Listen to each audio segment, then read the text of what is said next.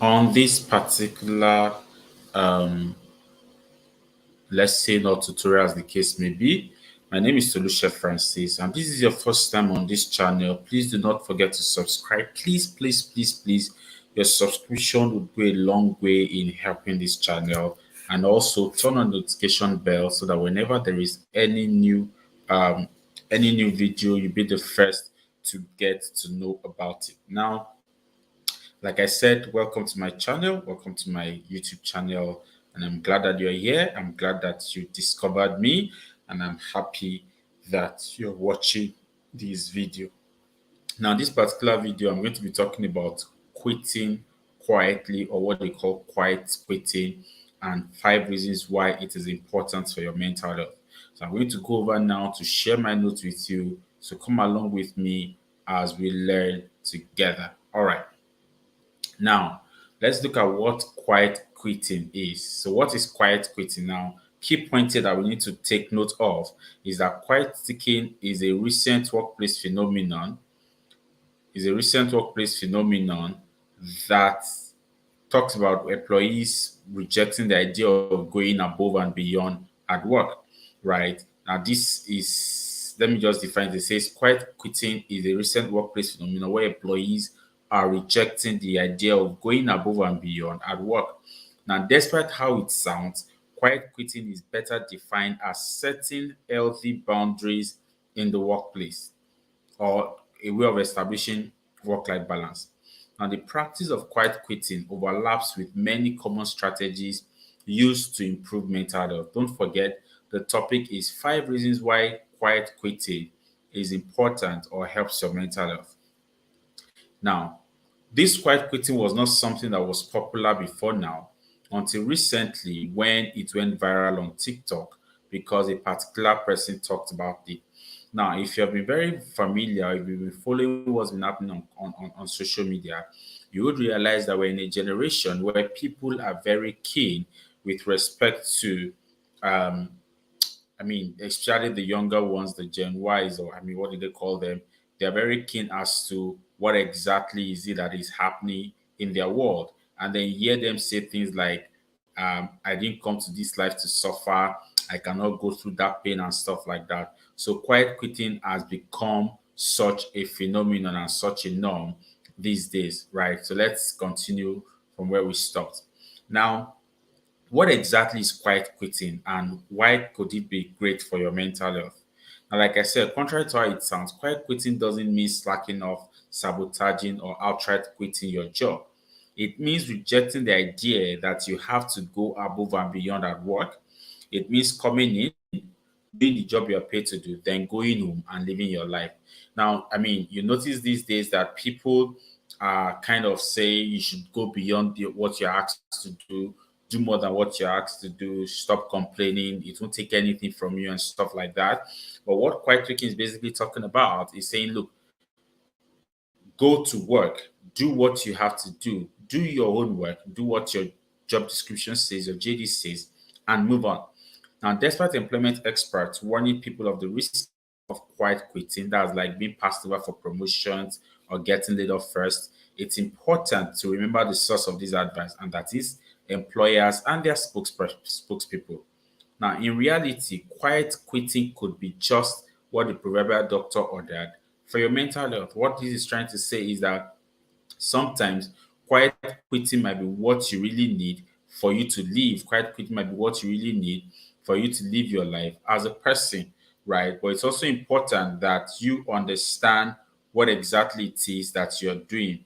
Now, it's not enough, okay, that you just wake up and say, you know what, I'm not doing this, I'm not doing that. What quiet quitting is saying is that it's very important that you understand what exactly you're doing and not just act on it because you feel you should act on it.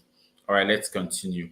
Now, we're saying that again, quiet quitting might just be what exactly you need, all right, for you to keep living and for you to actually enjoy your mental health. And so it's important, all right, that you pay attention to this.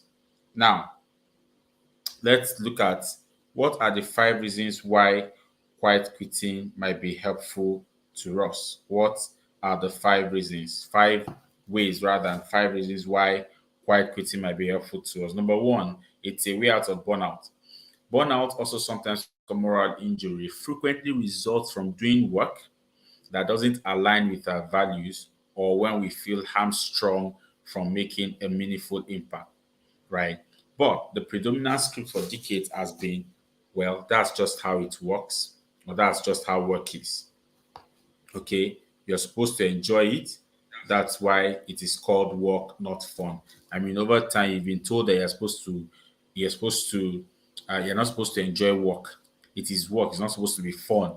All right. But quiet quitting helps you to actually understand that, look, if it is supposed to be work and not fun, then I can as well just go on and be myself without necessarily um without necessarily stressing myself to actually do much more than I am being paid to do. So that's exactly what it means when we are saying, you know what, just do the work and move on. All right. Now, so for generations, we've been told trying harder, sacrificing our mental health and physical health and time with our family will translate into promotions.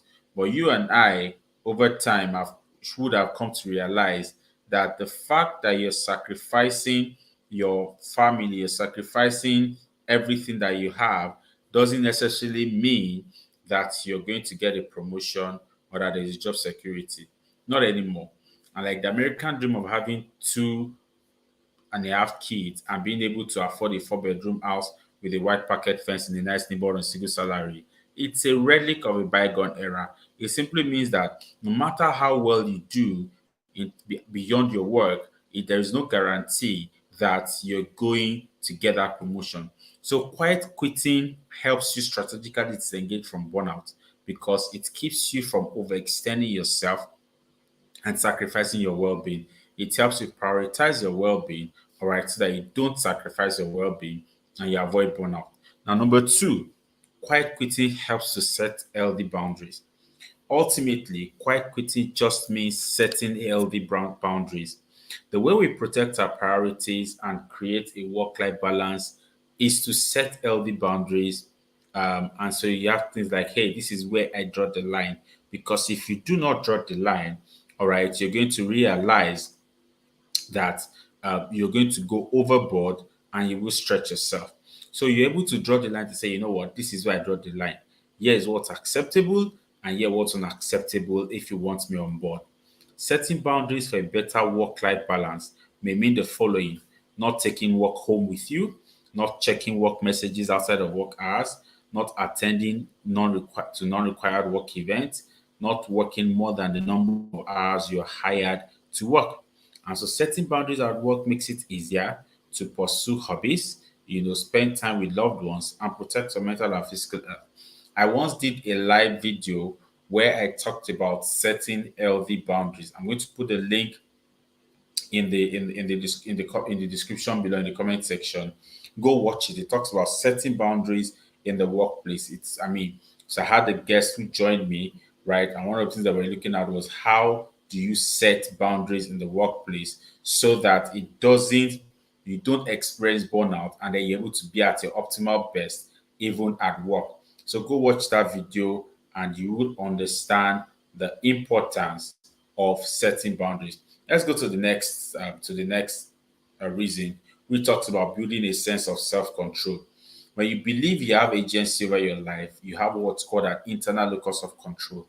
Everybody, and I repeat, everybody really wants to have a sense of control. Nobody really wants to be there, being controlled here and there. You want to be able to say, you know what, this is where I'm going, this is where I don't want to be, this is how I want to think, or these are the actions I want to take, these are want to be viewed. So when you believe you can't influence what happens to you, that outside force and random chance are mostly responsible for how your life turns out. And now you now have an external locus of control. Now, here is the thing. Your internal locus of control comes from within. It comes from within you. It comes from how you think about yourself. It comes from how you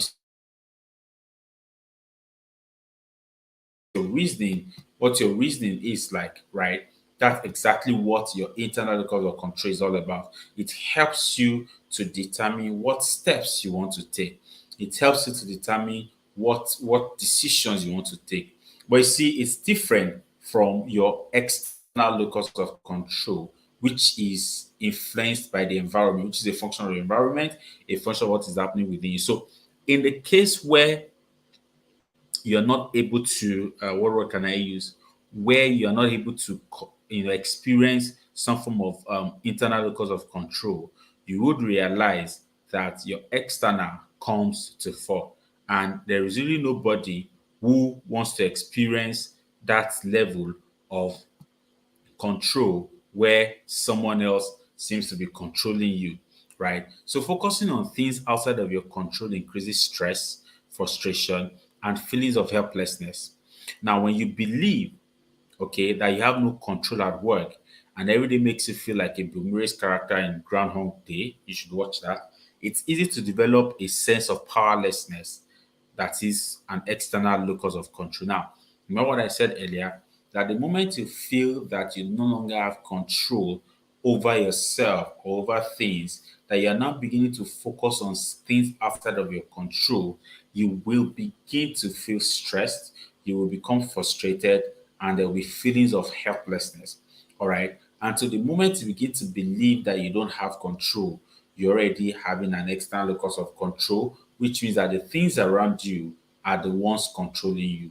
So quiet quitting is a strategy to exert your power over what's within your control by arriving on time, doing your job, then clocking out to go home and fill your life with meaningful connections and activities. Because the more you focus on what's within you, the more empowered you feel and the stronger your internal locus of control will be. It's as simple. You know what you can control, all right, which is get to work early, do the stuff that you have to do, file properly, give the reports that you need to give, close when you should close, and go home. Now, you have an internal locus of control towards these things. And so you can control when you would leave for work, you can control when you would leave the home for the office or when you leave work from home, right? And so the moment you're able to do all these and you do them, you're able to focus what's within your power, you feel more empowered and stronger, and you allow your internal locus of control to feel prioritized. So it's very important, okay, that you understand and see to it that look, the things that you can control, you focus on them, and the things that you cannot control, all right, you do not stress yourself focusing on them. All right, you can work towards them, you can work towards what word can I use now? You can work towards being better, okay, but you also need to realize that it's extremely important that those things that you cannot control, you are paying attention to them and you do not get yourself worked up. All right, now let's continue. Please, like I said, please don't forget to subscribe. If this is your first time on this channel, please subscribe. We'll be glad to have you subscribe. Now let's look at number 4. Quiet quitting helps to prioritize what matters. Now you've heard of what we call the Great Resignation, right? Now between the Great Resignation, losing loved ones to COVID-19, and the uncertainty about the future, right, brought on by world events over the past couple of years, many of us have shifted our priorities. You would agree with me that your priorities during COVID and your priorities now have kind of changed. Now, during COVID, a lot happened, and you had to just adjust to whatever it was that was happening to you. When the Great Recession came, people resigned from their jobs, and companies had no choice, okay, than to deal with whatever it was that they had at that point in time. So things happened, things have been happening, and people have been trying to cope, all right, with a whole lot of things, and you would realize that it's not new. Okay, it's not something that just started. So we've had series of events, all right, we've had series of events that have happened in time past, and people have tried to adjust to those things and to see how they can move on with life. Now, here's the point here. You would now realize that in spite of all that has happened, people are able to, keep going and to live their life. So we've had to take a hard look at what matters, what doesn't matter, and what we want out of life. It's as simple as that. I mean, there are no two ways about it. Okay, we've come to that point where we have come to realize that, look, these are the things on ground. This is what I can deal with. This is what I cannot deal with. So people have had to make tough decisions, hard decisions over time, as to whether they want to continue something, or they want to stop, or they want to let go. The most important thing is over time, okay, and looking at the experiences that we have had, from the Great Depression to COVID-19, and a host of other things, you would realize that people have arrived at that point where they have made tough decisions. Now, consider the Stoic concept of memento mori. Now, there's a concept in Stoic called the memento mori, which is Latin, and it means who remember you will die.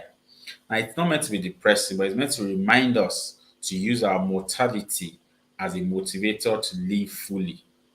The memento mori simply reminds us or simply instructs us that, hey, you will die someday. So have this at the back of your mind that someday you will die and you will be no more. It's as simple as that. Okay, that's exactly what the memento mori is talking about. Now, it is not supposed to make us scared, but it's to remind us, all right, to use our mortality as a motivator to live fully. Remember that you're mortal. Remember that you're not going to live forever. All right. But if you can take it a step further, let it mean to you that remember it will also end. So, yes, even as you remember that you would not live forever, even as you remember that this is not all that there is to you, you're also reminding yourself that it will also come to an end. Very, very important, all right, that you're also reminding yourself that it would come to an end. Okay? Now, your kids won't be kids forever. Of course, you know that. Your kids won't be kids forever. All right. They will grow and move away to start their own life someday. I mean, every parent, all right, looks forward to the day their children will grow and they will leave the house. But the funny thing is, the day the children decide that they want to leave the house, you see parents sad. Parents are sad that the kids are leaving. Yet every parent, all right, wishes that someday the child would grow and would leave the house. So, I mean, don't you find that interesting that every parent, even though they expect or they pray or they hope that someday the child will leave the house, all right, and go, but when that time comes, they feel sad and they don't want the child to go anymore. So, as you remind yourself that you will not live forever, that you're only mortal, also remind yourself that someday things will change. Your kids will grow up, they will leave home, and you'll be all by yourself again. You're also reminding yourself that whatever it is that you're experiencing, whatever it is that you're going through, will definitely come to an end someday. It is not going to be forever. All right. So you're also reminding yourself that it's not going to be forever. Whatever it is that you're experiencing now will also come to an end. All right. And also that someday, even after the children have grown up, and you're able to visit. Someday you won't be able to visit anymore. It's not a curse, it's just the way life is. That what you're able to do now, at some point, you won't be able to do them anymore. So remember that you have today. Now make good use of today that you have. Live that life to the fullest today and be the best version of yourself. All right. Don't get discouraged as to what you cannot have now, so much so that you now lose the opportunity or the ability to live life fully. All right, it's as simple as that. So don't forget the point is still that what it helps you to prioritize matters. I mean, quiet quitting helps you to prioritize matters. Now let's look at the fifth point, which talks about creating signals a change in the Z gist. Now, what is the Z gist? Now, um, you can look that up. But basically, quiet quitting is currently talked about as a Gen Z focused trend. That's what we call the ZGs, the Gen Zs. But I think purely that it's just a latest example of older generations infantilizing younger ones. And these undermines the real issue in the sense that I have come to realize that the older generation, yes, in as much as younger generations may have issues or they have a way of how they approach matters. I feel strongly that the adults of today tend to what word can I use? Tend to underscore, tend to make no value of how the younger generations feel. All right. So it's not a new trend. Quiet quitting is not a new trend, but making them look like what word can I use? Making them look like whatever it is that they are saying, okay, is rubbish or it doesn't make sense. It's like saying they don't have any reason whatsoever to actually think that they are being overworked when they are actually overworked. So it's like throwing into the bin whatever it is that they are saying. But then let's look at it. According to a recent Bankrate survey, 55% of Americans felt underpaid, and 51% reported being likely to seek a new job within the next 12 months. Now, millennials and Gen Zs grew up watching as older generations sacrificed everything to have job security. And it's almost the same across the world, in any part of the world. The older ones worked hard just to secure their jobs and move up the ladder. By the end of the day, some of them perhaps got a pizza party and some 3% raise. Now, so quiet quitting represents a paradigm shift. It's a paradigm shift from how parents of the millennials, how they lived their lives, how parents of the millennials felt like their lives depended on their work and they put in everything. At the end of the day, the work was not secure, the job was not secure. And so the millennials are so and so the new generations begin to say, you know what? Our parents went through this, killed themselves on the job, put in everything that they had on the job. I don't want to live my life that way. All right. So it's a paradigm shift, right? It's about being unwilling to sacrifice everything that you care about for a job that doesn't define you, doesn't enrich you, and is ultimately significantly relative to what really matters in your life, which is living. So you've got to live, you've got to accept the fact that you have to live. Now let's wrap this up. Now, if you love your job, or you see yourself doing it with energy and passion until you die, until you retire, then by all means, please give it your all. I'll repeat, if you love your job, okay, if you love your job and you have a passion for it, you're enjoying what you're doing, all right, then by all means, give it all your energy. Give it all your energy. Give it all your energy. All of your energy. Now, if your job is a stepping stone or purely a way to earn enough money to pay the bills, and you're willing to sacrifice your well being for it, quiet quitting is a solid adaptive coping strategy to set healthy boundaries. It allows you to filter out everything and know that you're just there for the time being and you're going to leave. And so, whatever it is that you're doing at that point in time, you know that it is just for a while. It's not entitlement. It's not laziness. It's setting healthy boundaries and doing the job that you're paid to do. Then you can spend the rest of your life living. And the truth of the matter is, no one on their deathbeds look back and wish they had spent more time at work. That's just the honest truth.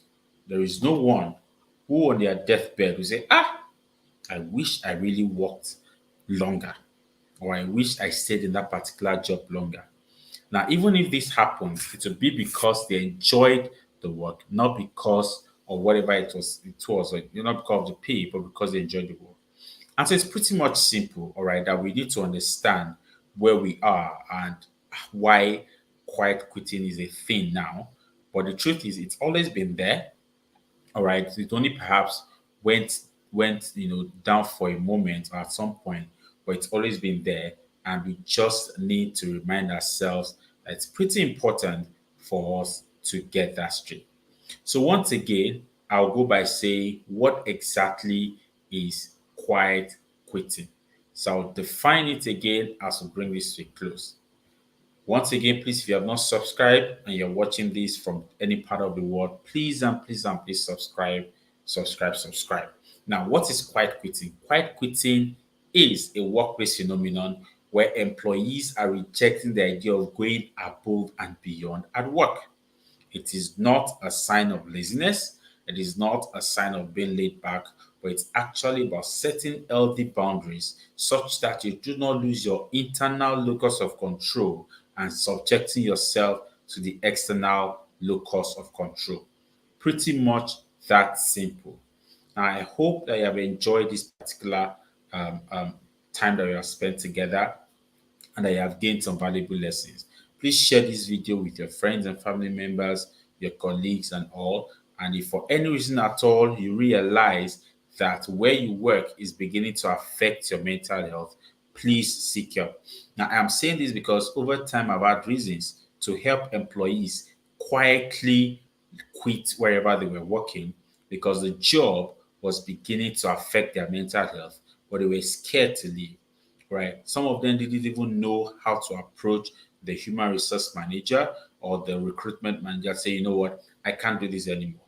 And so it's very important because if you lose yourself here, how do you get another job? So thank you guys for watching. Once again, my name is Tolusha, and I'm glad I was able to do this with you. Please check other videos on my YouTube channel. I'm going to put a link to the video where I talked about setting boundaries, so you can watch that as well. Subscribe to my YouTube channel, share this channel. Till I come your way again, it's bye for now.